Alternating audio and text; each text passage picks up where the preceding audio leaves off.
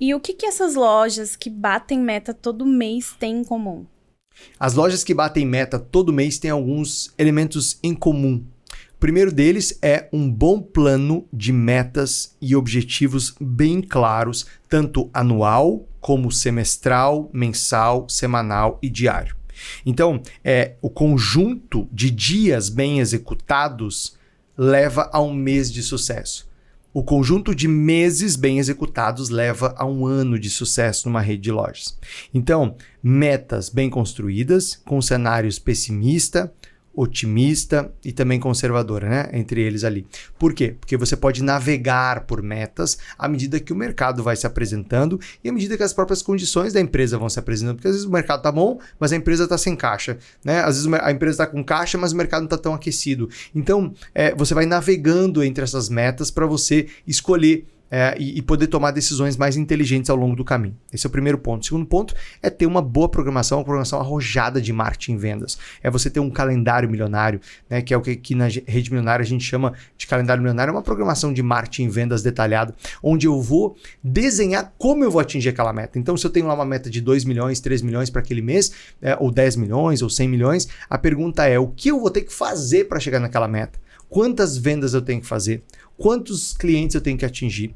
Para isso, quantos clientes vão precisar ser impactados pelas minhas campanhas? Qual é o poder das minhas campanhas? Qual vai ser a promessa, a oferta? Qual vai ser o tema? Qual vai ser o produto da mídia? Né? Essa construção de ações que vão impactar clientes novos e vão atrair clientes novos, mas também que vão reativar clientes antigos no dia a dia, é que vai trazer para a gente essa resposta. Né? Um terceiro ponto que essas lojas têm em comum é um time milionário. É um time capaz de fazer o seu melhor para alcançar as estrelas, para alcançar resultados extraordinários por meio de recompensas, por meio de aprendizado, por meio de alegria, por estar num ambiente bom, de uma loja bacana, por meio de uma liderança inspiradora, né? Essa liderança que tira das pessoas o que elas têm de melhor. As pessoas também têm em comum a clareza das suas funções, das suas entregas, né? O que elas têm que entregar ao final do dia, quais são suas metas, seus objetivos individuais. Né? Então, ter um time milionário é também uma condição que essas lojas aqui que batem meta têm em comum. Por fim, essas lojas que batem meta têm em comum uma compra muito, muito profissional, né? Por trás delas existe um processo com planejamento de compras, onde se estudam e se acompanham os produtos mais vendidos, onde tem muita inserção de novidade, ou seja, sempre ciclos de lançamentos, inserção de novos produtos, onde produtos muito antigos são alvo de ação de marketing para não ficarem pesando no estoque ou enfeiando loja. Né? Então, existem algumas características em comum com essas lojas. E, coincidentemente, são características que a gente também trabalha na rede milionária, né? São competências que nós desenvolvemos em redes de loja que crescem. Um exemplo perfeito disso é a rede Supimpa Calçados, que está na nossa mentoria Rede Milionária, né? Que foi fundada pela Rita e que hoje tem os filhos Raul e Murilo à frente da gestão e que passaram nos últimos meses a aplicar esses pilares, a aplicar essa metodologia. E no começo eles tinham uma problemática também, assim como o André, que é vender muito produto de promoção com pouca margem, né? Ter que dar muito desconto para vender. E quando eles passaram a aplicar esses pontos que eu acabei de comentar, o que aconteceu? Claro que teve resistência de alguns vendedores, é claro que teve resistência de alguns gerentes, mas aos poucos eles foram trabalhando e mostrando o caminho, mostrando o que cada colaborador iria ganhar com aquela nova metodologia, mostrando que cada trabalhador, que cada colaborador iria ganhar no seu dia a dia, não só em ganhos financeiros, mas em ter mais conversão, ter um atendimento melhor, que traria mais leveza para o dia a dia. E o que eles conseguiram foram alguns meses com um recorde de vendas, agora mesmo em maio, fizeram um Natal em maio, né? Superaram a venda de Natal do ano passado nas lojas em pleno maio, né? Que já é um mês bom, mas não era o melhor mês e se tornou o melhor mês da história deles. E vão inaugurar agora uma loja nova, numa cidade maior, que é Francisco Beltrão, ou seja, estão dando passos ousados, passaram a acreditar, a sonhar mais.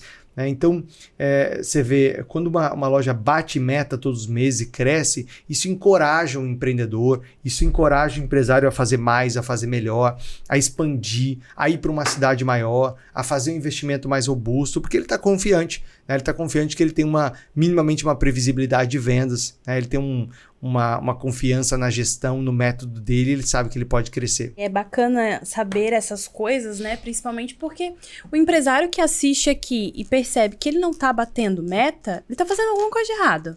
Então ele tem que procurar saber o que é que ele está fazendo de errado para que ele comece a bater as suas metas e comece a sonhar mais alto, né? Sem dúvida. E olhando principalmente para aquilo que ele pode controlar, né? Porque quando alguns empresários não batem metas, normalmente uma parte desses empresários coloca a culpa fora, né? Naquilo que não pode controlar. Sim. Então não estou crescendo porque a economia do país estagnou. Eu não estou crescendo porque eu tenho muita concorrência. Eu não estou crescendo porque é difícil contratar.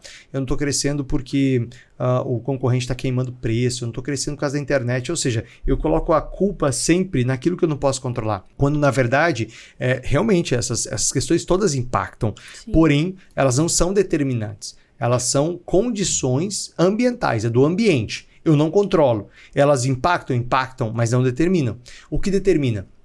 Todas as outras questões que eu controlo, né? Então eu controlo como é que está o processo de venda, eu controlo como é que estão as campanhas de marketing, eu controlo o meu estoque, eu controlo o meu ambiente de loja, eu controlo quem fica e quem não fica no meu grupo, né? no meu time. Sim. Eu controlo as campanhas de incentivo para o time de vendas, eu controlo as dinâmicas de loja. Então existem muitas variáveis que estão no meu controle e que às vezes elas são esquecidas ou são deixadas de lado porque eu estou olhando para coisas que eu não controlo, né? Isso é bem interessante. Então o nosso convite é que você comece a olhar, empresário, para aquilo que você controla, para aquilo que está no teu controle, para aquilo que faz o teu negócio de fato crescer e que você pode agir, né? Você não pode agir para mudar o clima. Você não vai fazer um inverno em pleno verão porque você quer vender roupa de inverno. Você não vai mudar a política econômica e fiscal do país porque você quer, né? Você não vai conseguir fazer uma geração absurda de empregos porque você quer que as pessoas tenham mais emprego e mais renda. Agora, você consegue controlar um monte de coisa que está aí na tua empresa que a gente acabou de citar aqui. Então,